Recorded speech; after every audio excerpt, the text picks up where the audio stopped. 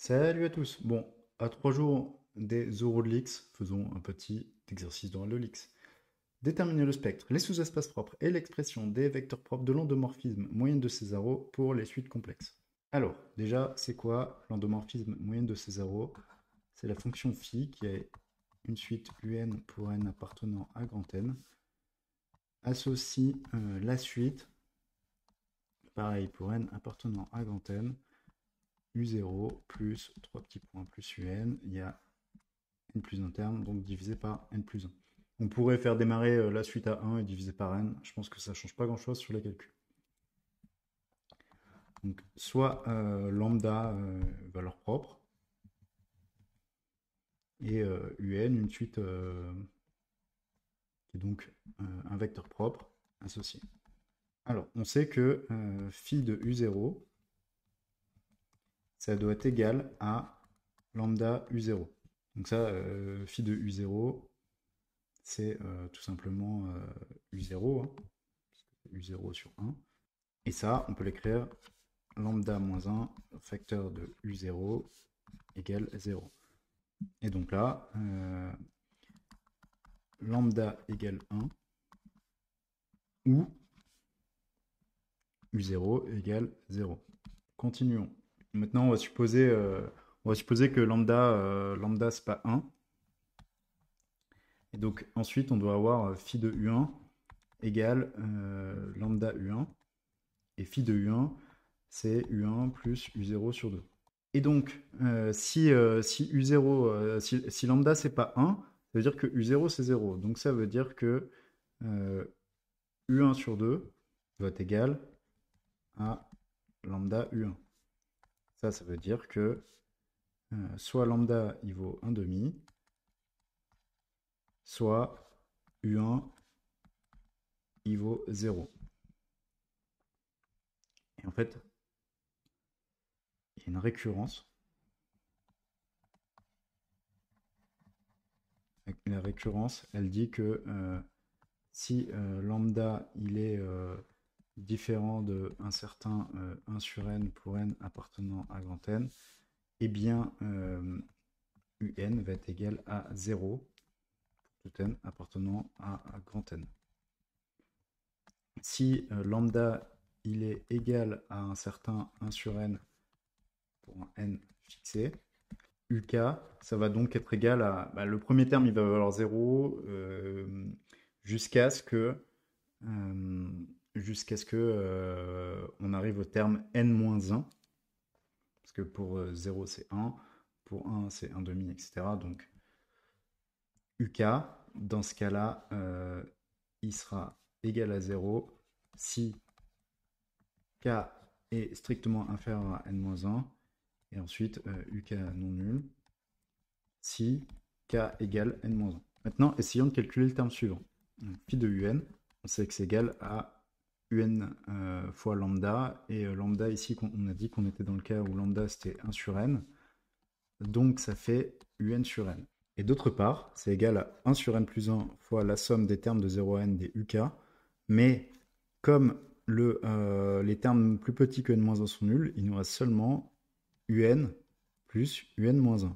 Et donc, qu'est-ce qu'on a d'autre? Maintenant, on peut rassembler les termes. Donc ça fait un facteur de 1 sur n moins 1 sur n plus 1 est égal à un-1 sur n plus 1. Et si on essaie de simplifier ce truc-là, ça fait un, ça fait n plus 1 moins n sur n plus 1. Donc ça, c'est égal à toujours un-1 sur n plus 1. Et on va pouvoir simplifier le n plus 1. Il va nous rester le n. Et donc ça va nous donner un égale n fois un-1. Donc il est n fois plus grand. Ok, pourquoi pas. Maintenant on va essayer de calculer phi de un plus k de manière générale. Ça, on sait que ça doit être égal à lambda un plus k, autrement dit un plus k sur n. Et d'autre part, c'est égal à la somme de i égale n-1 à n plus k des UI. Bon, déjà, ça divisé par n plus k plus 1. Alors déjà, ce qu'on peut faire, c'est sortir le terme n plus k. Donc ça fait un plus k sur n plus k plus 1 plus la somme de 1 sur n plus k plus 1 pour i allant de n-1 à n plus k, cette fois moins 1, dui. Et en fait, cette somme-là, on pourrait très bien la faire démarrer à 0 en soi, hein, si on voulait simplifier la vie, parce qu'on sait que les autres termes, ils sont nuls, mais ça change rien.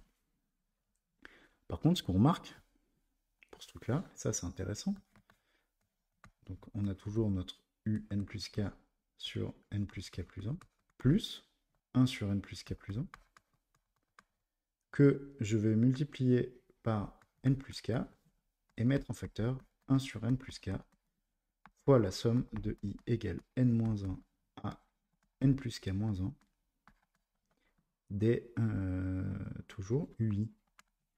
Et ça, c'est quoi? Ce truc-là, là. Ce truc-là, c'est le terme d'avant, hein. Parce qu'en fait, on démarre toujours à n-1 ici parce que les termes d'avant sont nuls. On va jusqu'à n plus k moins 1. On a divisé par n plus k dui. Eh bien, ça, c'est égal à lambda fois un plus k moins 1. Donc ça fait un plus k sur n plus k plus 1 plus n plus k sur n plus k plus 1 fois, ça on a dit que c'était lambda, donc lambda c'est quoi? C'est 1 sur n fois n plus k moins 1.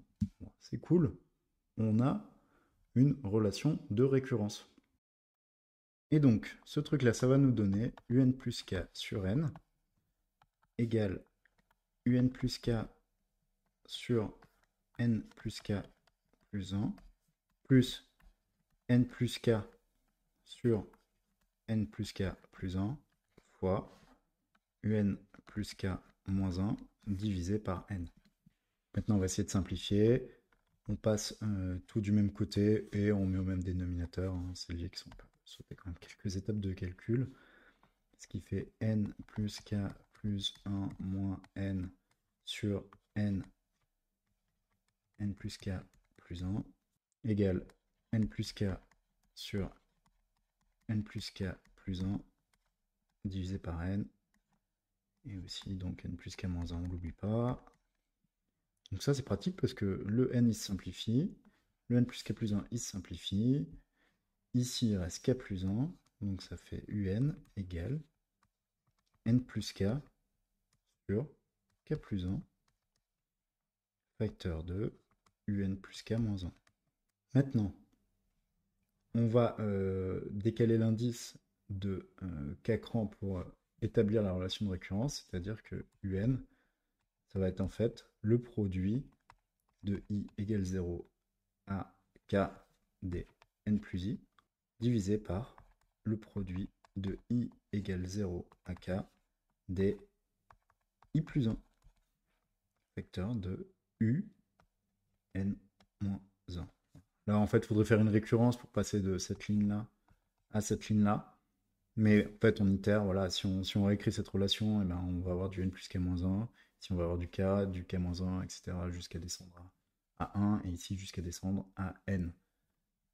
Ce qui fait que on obtient un égale, on a au dénominateur, c'est simple, c'est du factoriel de k plus 1, et au numérateur, on a donc n fois n plus 1 jusqu'à n plus k. On peut diviser en haut et en bas par factoriel n-1, de manière à ce que le numérateur devienne factoriel n plus k et le dénominateur devienne factoriel n-1.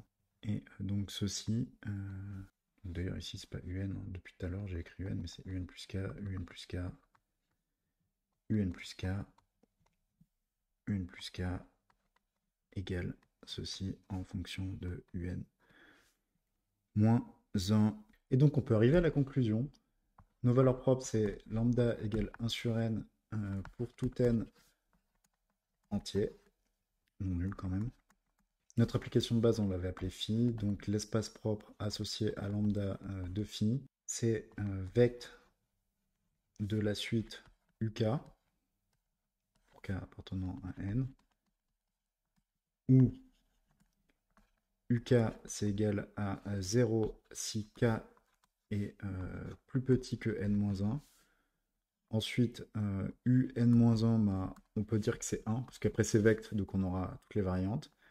Et un plus k, c'est égal à, on a dit quoi? On a dit factoriel n plus k divisé par factoriel k plus 1, facteur de factoriel n-1 fois un-1, mais qui vaut 1. Donc on s'arrête là dans cette écriture. À la limite, en fait, on peut l'écrire quand même euh, k plus 1 parmi n plus k.